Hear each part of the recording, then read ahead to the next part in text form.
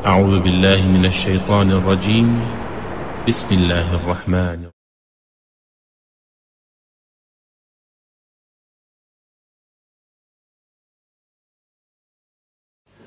Assalamualaikum warahmatullahi wabarakatuh. Penonton Al-Wildan International Islamic School, siang ini kita akan berbincang tentang refleksi 75 tahun kemerdekaan Republik Indonesia, pendidikan Indonesia di mata dunia.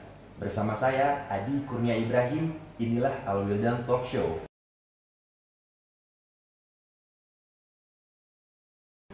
Telah hadir bersama kita seorang pakar dan pemerhati pendidikan yang juga merupakan Managing Director Al-Wildan International Islamic School, Dr. Mustafa Yamin, MED.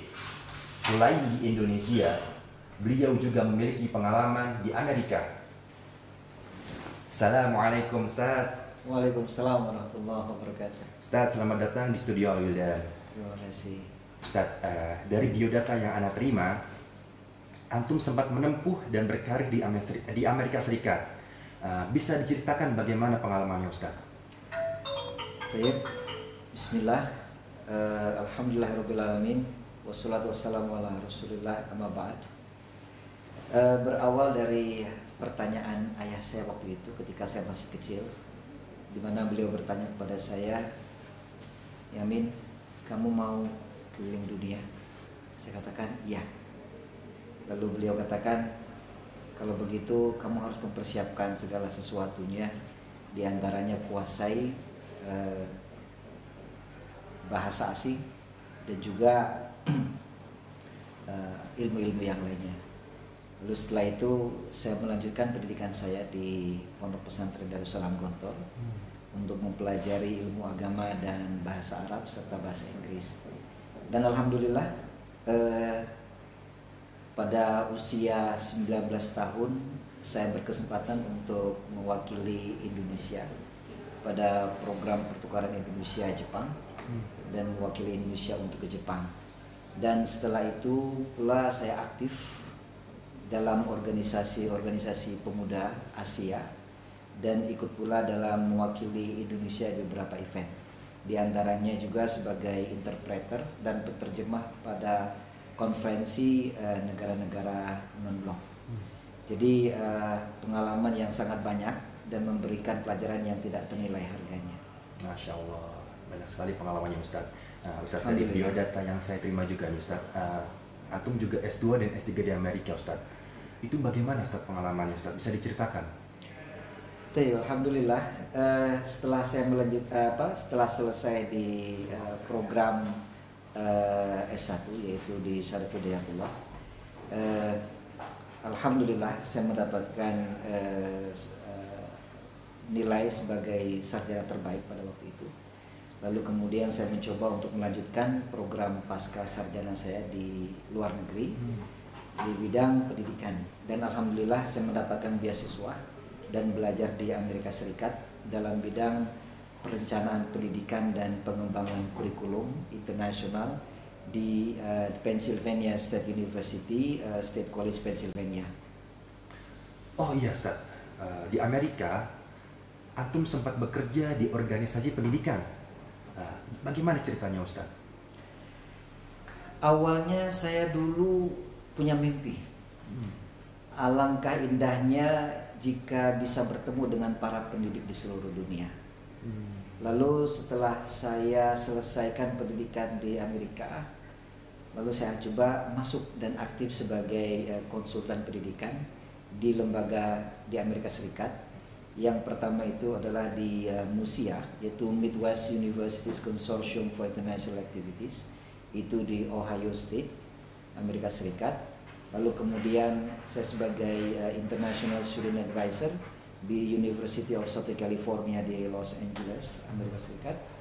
Dan kemudian setelah itu saya sebagai konsultan pendidikan internasional pula di ICMA, yaitu International City County Management Association di Washington DC. Dan alhamdulillah pula saya berkesempatan sebagai asesor itu di lembaga akreditasi di Amerika Serikat, yaitu di CA, Commission on English Accreditation, dan aktif pula dalam kegiatan-kegiatan internasional termasuk diundang oleh United Nations Association, yaitu Asosiasi Perserikatan Bangsa-Bangsa, dan alhamdulillah pula menjadi anggota USA pada waktu itu. Saya banyak belajar dari para pendidik dari seluruh dunia, karena kita selalu bertemu dalam sebuah forum Asosiasi Pendidik Dunia yang namanya NAPSA, yaitu Association for International Educators. Jadi kita bisa tahu apa dan bagaimana perkembangan pendidikan di seluruh dunia.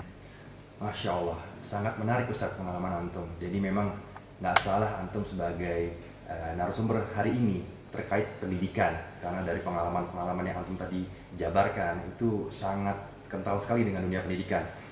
Ustadz, sekarang kita kembali lagi ke Indonesia nih Ustadz. Saat ini kita memasuki usia 75 tahun kemerdekaan Republik Indonesia. Berdasarkan pengalaman Antum yang Masya Allah luar biasa Ustadz, bagaimana sih sistem pendidikan kita saat ini? Untuk menjawab pertanyaan ini, pertama-tama kita lihat terlebih dahulu negara kita. Indonesia memiliki 3 kekuatan yang tidak dimiliki oleh bangsa lain di dunia. Kekuatan pertama adalah bahwa sumber daya manusia Indonesia tercerdas di dunia. Itu pertama. Yang kedua adalah sumber daya alam Indonesia terkaya di dunia. Artinya tidak ada negara yang lebih kaya dari Indonesia. Dan yang ketiga adalah sebagai negara superpower, dan ini merupakan hasil penelitian dunia. Nah, 3 kekuatan ini adalah merupakan potensi bangsa yang sudah Allah Subhanahu wa taala anugerahkan kepada kita. Jadi suatu kekuatan yang mana apabila 3 ini menjadi satu, Masya Allah, bangsa Indonesia akan menjadi bangsa yang sangat besar. Yang kedua, ada 2 sistem pendidikan sesungguhnya yang ada di dunia. Yang pertama adalah sistem pendidikan untuk mencetak generasi bos, generasi owner, ya. Dan yang kedua adalah sistem pendidikan yang untuk mencetak generasi pekerja ataupun buruh. Nah, kedua sistem ini pendekatannya cukup berbeda. Kalau seandainya kita mencetak generasi owner misalkan, atau generasi bos, maka salah satu contoh sederhana, apabila kita bertanya kepada anak didik kita, atau kita sebagai orang tua bertanya kepada anak kita, kalau kamu sudah besar, kamu ingin menciptakan apa? Itu apabila kita ingin mencetak generasi owner ataupun bos. Namun kalau kita untuk mencetak generasi pekerja, maka pertanyaan kita kepada anak kita adalah, nak, kalau kamu sudah besar, kamu ingin jadi apa? Kalau sudah besar, kamu ingin kerja di mana? Pertanyaan itu akan membawa anak-anak tersebut untuk memilih salah satu profesi atau pekerjaan yang akan diambil di masa akan datang. Nah, dari kedua sistem ini, tentunya masing-masing memiliki efek yang cukup signifikan. Saya mengambil contoh salah satu sistem pendidikan kalau mencetak generasi pekerja ataupun kuli. Efek yang ditimbulkan dari sistem pendidikan mencetak generasi pekerja ini, pertama adalah output tersebut pasti akan pasif. Jadi dia selalu sifatnya menunggu perintah. Tidak ada perintah, tidak dilakukan. Dikerjakan apabila ada perintah. Itu adalah efeknya. Yang kedua diantaranya adalah pasti mereka ini adalah memiliki sifat konsumtif. Karena kalau orang bekerja, maka biasanya yang diharapkan adalah penghasilan. Setelah mendapatkan penghasilan, maka dimanfaatkan atau digunakan, ya. Jadi tentunya sifat konsumerisme ini sangat kuat sekali bagi mereka yang sebagai pekerja. Kemudian efek yang lain adalah latah, ikut-ikutan, karena memang tidak ada lain selain untuk menunjukkan apa yang ia miliki. Jadi terkadang ketika ada orang lain memiliki warna merah, dia kepingin warna merah. Ketika orang kuning, ikutan kuning. Ketika orang punya handphone ini, dia juga ingin punya handphone ini, dan sebagainya. Efek yang lain juga adalah dia tidak suka tantangan. Jadi selalu menginginkan pada zona nyaman, ya. Dan tentunya juga efek yang lain adalah sifatnya feodal. Jadi selalu ingin dilayani. Jadi kalau udah mendapatkan sebuah jabatan, biasanya itu inginnya selalu dilayani, bukan melayani. Ada satu poin penting pula di antara masalah peradaban bangsa kita itu adalah bahwa kita masih ketergantungan dengan gelar akademik sebagai sebuah status sosial. Kalau seorang bertitel tinggi, maka dia pasti identik lebih hebat dan cerdas. Betul. Ya. Jika tidak ada gelar atau titel, maka dia tidak dikatakan hebat. Padahal negara-negara maju ini sudah tidak lagi menampakkan titel tersebut. Jadi yang mereka angkat adalah what can you do? Ya. Apa yang bisa kamu lakukan? Nah, sebagai sebuah refleksi pendidikan kita pada saat ini, kalau kita coba lihat contoh misalkan, kalau kita tanya siapa gubernur DKI saat ini? Bapak Anies Baswedan, Ustaz. Bapak Anies Baswedan. Betul. Apakah dalam tulisan nama beliau dituliskan doktor misalkan? Tidak, Ustaz. Tidak. Siapa Presiden Amerika Serikat sebelum Donald Trump? Sebelum Donald Trump, Barack Obama. Barack Obama. Beliau juga tidak menyantumkan. Tidak. Dan banyak lagi seperti Direktur NASA, kemudian Direktur World Bank dan sebagainya. Itu biasanya mereka tidak menampakkan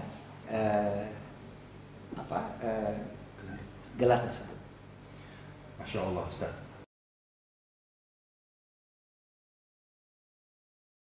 Saya jadi pengen tahu lagi nih, Ustaz. Apa sih, Ustaz, yang kurang dari pendidikan kita ini? Di antara satu hal yang menjadi tantangan dengan kita adalah bahwa bangsa kita ini sangat kurang dalam menulis. Jadi keterampilan menulis ini tidak menjadi bagian daripada proses pendidikan secara keseluruhan.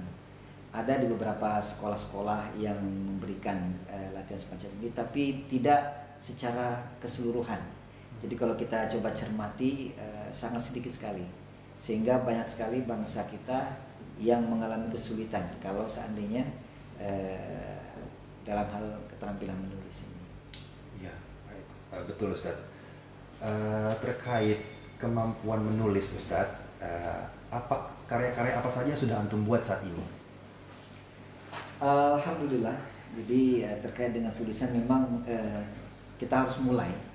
Jadi ada beberapa tulisan yang sedang saya lakukan, tapi yang sudah selesai alhamdulillah, yaitu saya menulis buku pelajaran bahasa Inggris yang berbasis Al-Quran dan Sunnah. Itu untuk bahasa Inggris sebanyak 12 jilid buku. Dan saat ini sebuah proses penulisan buku untuk bahasa Arab untuk memahami Al-Quran dan hadis Rasulullah SAW. Ini kurang lebih sekitar 18 jilid buku yang sedang saya garap untuk diselesaikan. Masya Allah. Baik, Ustaz. Tadi kan kita sudah bahas tentang Indonesia, Ustaz. Bagaimana dengan negara lain? Nggak usah yang jauh-jauh deh, Ustaz, sebagai pembanding. Misalnya dibandingkan dengan negara Asia lain, Ustaz. Negara-negara yang hari ini dikatakan sebagai negara maju, itu sistem pendidikan yang mereka kembangkan atau terapkan adalah jadi sistem pendidikan untuk mencetak generasi bos ataupun owner, ya. Dan para pemimpin mereka juga selalu mengatakan, biasanya mereka secara di dalam situasi publik mengatakan, you are the citizens of creators in the world. Kalian adalah bangsa pencipta di dunia. Itu yang selalu digemborkan, disampaikan kepada rakyatnya. Negara Asia yang merubah paradigma dari negara sebagai mencetak generasi pekerja menjadi generasi pencipta, yaitu yang pertama kali adalah Jepang. Jadi Jepang merubah paradigma mereka ini di tahun 40-an. Lalu kemudian dilanjutkan oleh Korea, dan setelah itu dilanjutkan oleh Cina. Jadi negara-negara ini melakukan sebuah perubahan paradigma dalam pendidikan mereka, dari proses pendidikan mencetak generasi-generasi pekerja pada waktu itu berubah menjadi generasi-generasi pencetak para pencipta atau kreator-kreator. Maka banyak sekali kita temukan hari ini produk-produk yang diciptakan oleh negara-negara tersebut. Adapun Indonesia, kita masih pada posisi di mana masih berorientasi kepada hasil, kemudian masih banyak pula yang masih menerapkan ataupun berkotak-atik dengan masalah hanya nilai-nilai akademik kognitif semata. Jadi hal-hal yang lain yang sifatnya lebih konstruktif atau kreativitas itu masih kita hadapi, menjadi sebuah tantangan bagi bangsa kita. Ustadz, terkait Jepang ini sangat menarik Ustadz. Jepang tahun 1945 dibom oleh sekutunya. Di tahun yang sama Indonesia juga merdeka. Bisa dikatakan kita sama-sama memulai membangun di tahun yang sama. Tetapi pada saat ini Ustadz, Jepang jauh lebih maju. Itu bagaimana menurut pendapat Ustadz? Pertanyaan yang cukup menarik. Ini mengingatkan saya ketika saya presentasi di Amerika untuk menjelaskan tentang sistem pendidikan Indonesia di Amerika. Ketika saya menyampaikan penjelasan tentang sistem pendidikan yang ada di Indonesia, di perjalanan teman saya yang dari Jepang ini menginterupsi, "Sebentar, coba saya menebak apa yang akan Anda sampaikan. Sistem pendidikan Anda itu kan setelah SMP itu SMA. Di SMA itu ada A1, ada A2, A3, A4. A1 itu adalah IPA, A2 itu biologi, A3 itu sosial, dan A4 itu budaya. Dan Anda juga ada SMK. Dan setelah itu anak-anak melanjutkan ke perguruan tinggi." Setelah itu saya merasa bahwa apa yang saya sampaikan semua sudah disampaikan oleh teman saya ini dari Jepang. Lalu setelah acara selesai pada suatu waktu yang santai, saya tanya kepada teman saya yang Jepang ini, "Kau Anda tahu sistem pendidikan Indonesia?" Lalu dia katakan sambil tersenyum, "Iya, dulu Jepang pakai itu." Ditinggalkan oleh Jepang di tahun 40-an. Jadi sistem pendidikan yang hari ini kita lakukan itu sudah ditinggalkan oleh Jepang di tahun 40-an. Jadi kalau kita bisa lihat bagaimana positioning kita dengan Jepang, sementara kita sampai hari ini masih melakukan hal yang sama, sementara Jepang tahun 40 atau 75 tahun yang lalu itu sudah meninggalkan sistem yang kita laksanakan pada hari ini. Jadi ya cukup suatu tantangan. Masya Allah Ustadz, jadi sistem pendidikan di Indonesia ini sudah ditinggalkan Jepang dari tahun 1940-an. Baik, lalu kita selaku tenaga pendidik Ustadz dan juga pemerintah, kira-kira apa yang harus kita lakukan Ustadz? Menurut saya, sepanjang sistem pendidikan Indonesia ini masih berorientasi kepada mencetak generasi pekerja, maka bangsa Indonesia sangat sulit untuk menjadi bangsa yang maju dan kuat serta mampu menguasai dunia. Karena saat ini kita masih memiliki atau departemen yang ada adalah Departemen Tenaga Kerja. Jadi bukan Departemen Wirausaha atau Departemen para pengusaha, dan juga tapi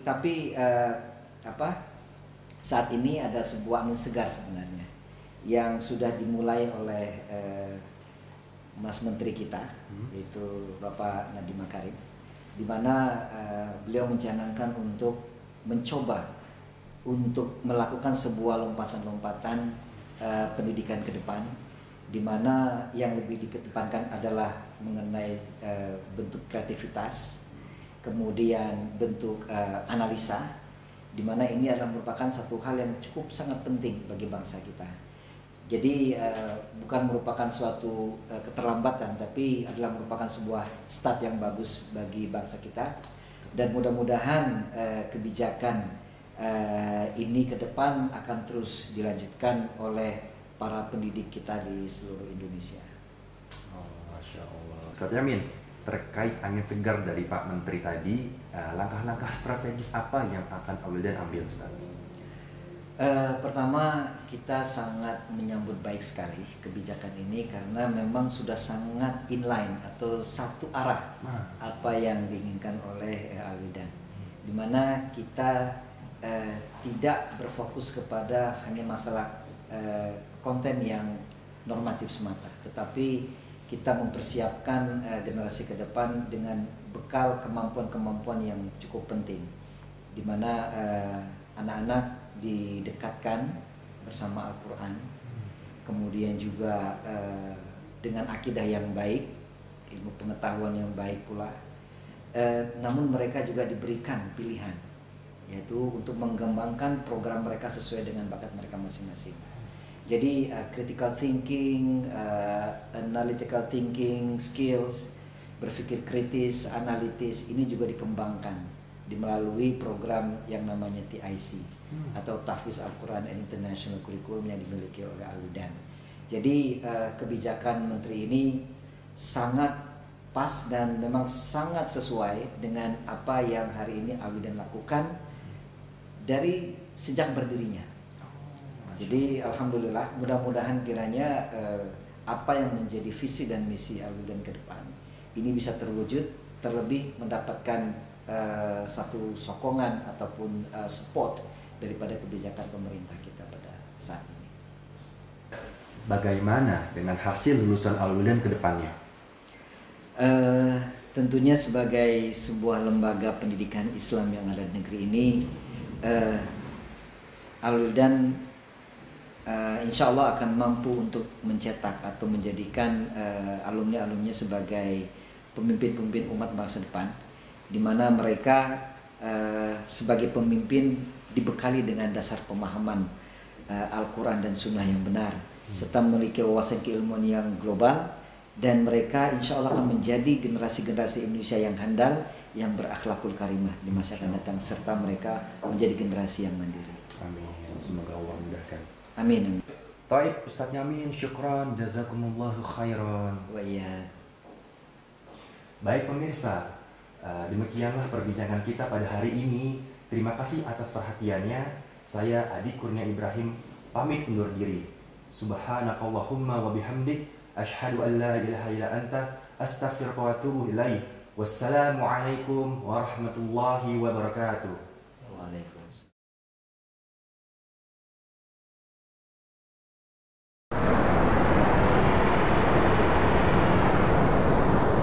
أعوذ بالله من الشيطان الرجيم. بسم الله الرحمن الرحيم.